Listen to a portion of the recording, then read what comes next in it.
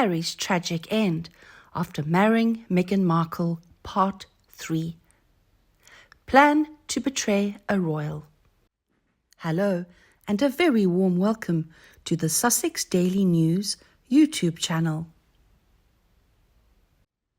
As you may have gathered from the previous videos, it has been Meghan Markle's mission to remove Harry from the royal family and move to the United States.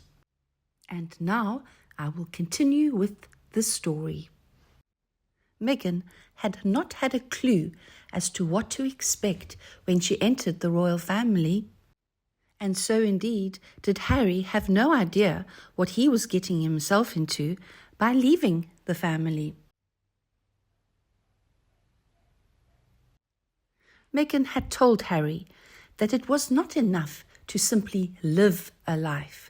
One had to thrive. This could easily have happened if Meghan had not had such high expectations from the beginning. All new ventures in life take a lot of time and patience, but neither Harry nor Meghan were satisfied with what had been offered to them when they first got married. The solid and unified royal family believes that patience is a virtue and that respect must be earned.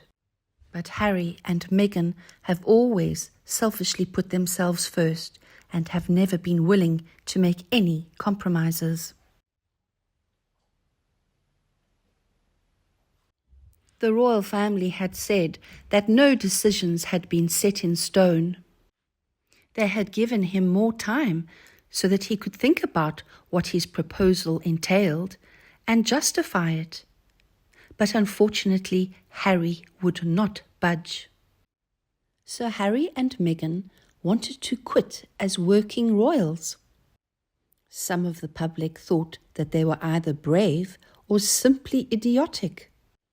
Their proposition was not strategically conceived, and it came as a huge upset for the royal family, making everyone feel exceedingly uncomfortable.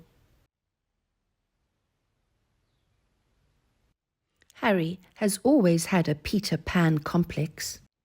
The prospect of freedom sounded really good to Harry, but actually he was unsure of what freedom really entailed. If Harry could live his life without the burden of his pedigree, it sounded wonderful. He would be able to give up all the formal engagements and play as much polo as he wanted to.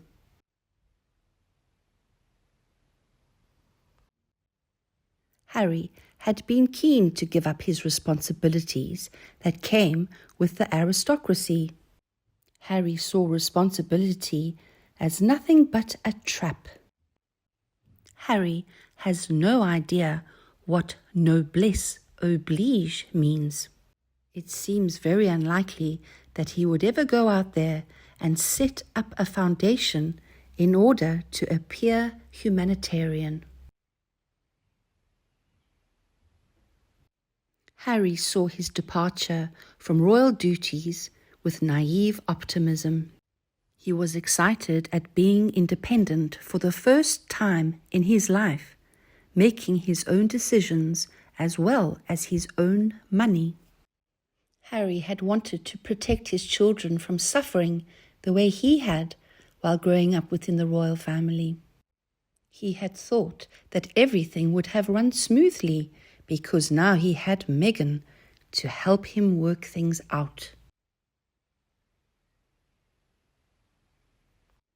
Harry wants to be able to tell his children that they can be whatever they want to be, and if they are not happy with something in life or in the work that they are doing, they can quit and move on. We must remember, though, that Harry had never paid a bill in his entire life. Did he think that everything that one desires just magically falls into place upon a wish? Harry had already had one foot out the door, so it seemed pointless to try to warn him not to rush into anything. But unfortunately, Harry was in for a rude awakening. In the beginning, Harry and Meghan were actually going to live in Canada, which is a Commonwealth country. It seemed far more practical to move to Canada instead of moving to the United States. When Canada heard this news, they weren't entirely sure if they wanted the prince in their country. But eventually they agreed. Harry had overreaching demands, and the hosting country failed to oblige them. Harry and Meghan would have wanted to split their time between Canada and the United States. So the Canadian government insisted that the couple be required to pay their taxes both in the United States as well as in Canada.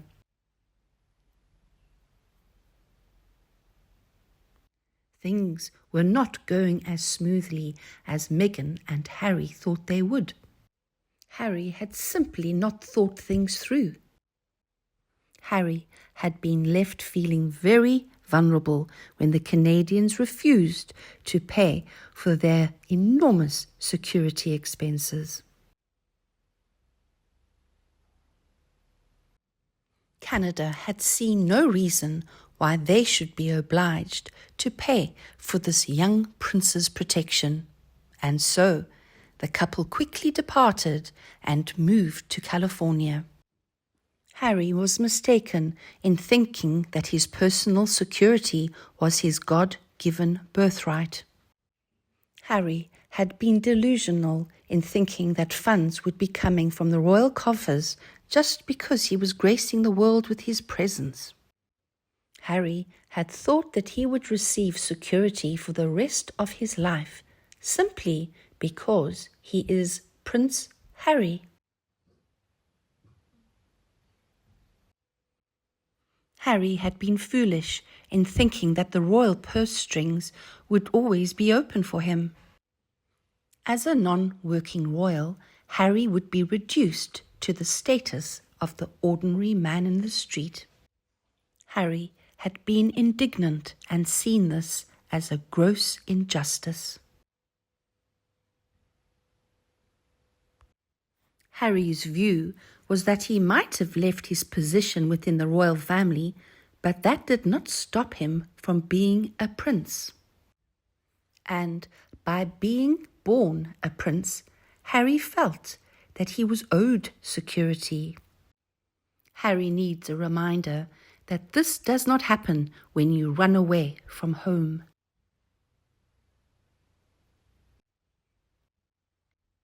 Members of the royal family who receive unconditional security are the senior royals, which include the Queen, Prince Charles, and Camilla, as well as the Cambridge family.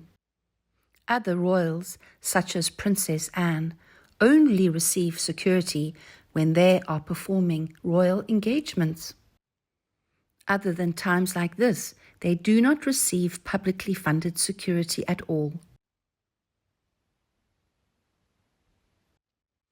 For political reasons, it would simply not be possible for security from the United Kingdom be provided for a member of the royal family who was living abroad in America. Harry was not getting his own way, and it is puzzling that he thought that he would continue to receive financial support even after he had quit his job as a working royal. Harry had been delusional in thinking that the taxpayers would continue to foot his bills. Harry suddenly had to grapple with the fact that he would not be getting unconditional financial backup in the future. Unlike most people, though, Harry had millions from his own inheritance. Men in their 30s are not usually supported by their parents or grandparents, but this is what Harry wanted from his own family. Harry had not thought things through, nor did he have a plan. Harry was approaching his 40s and finding out that he was not like the average adult in their 40s who could do things on their own. Harry could not, and he needed assistance.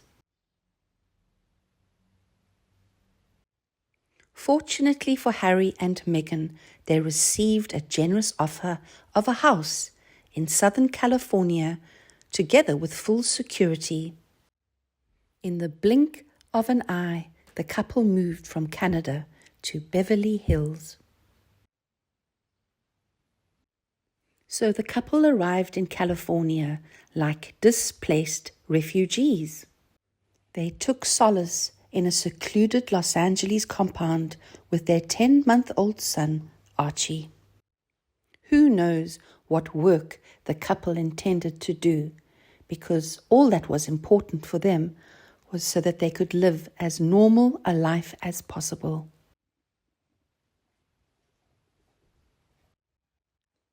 The couple had spent a large portion of Harry's inheritance on a beautiful new home in an exclusive suburb outside Santa Barbara.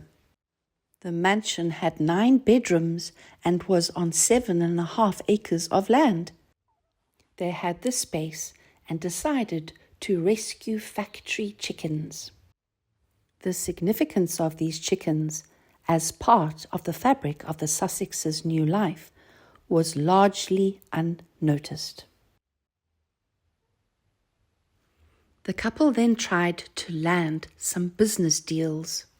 Who knows what experience the couple had, but it was like watching a train crash unfold. Their ideas were not always pragmatic or well thought through. Prince Harry fancies himself as a savvy businessman, but actually his most valuable asset is his royal status. Meghan has stated that her title, Duchess of Sussex, has been the source of a lot of pain. But yet she's very quick to use this title in order to make a quick buck or two. The couple believed that endorsement deals and speaking arrangements would come instantly at first, and they were correct. Netflix hired them, and Spotify followed suit. These new deals seemed like lucrative contracts, but they have never paid off. The public isn't even holding its breath anymore.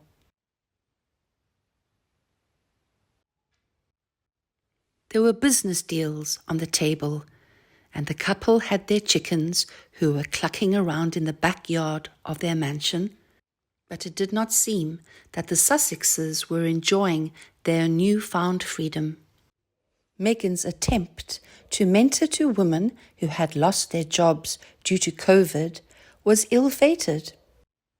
If a person had lost their job because of COVID, why would they need to be mentored? Wouldn't they just need to find another job? Listening to Meghan rambling on for 40 minutes was certainly not going to help. And on the side, Harry was just plain miserable. Is this a tragic end for the treacherous couple? The answer will be in the last part that we will send you in the next video. Please continue to support us by hitting the like button and sharing the videos with your loved ones.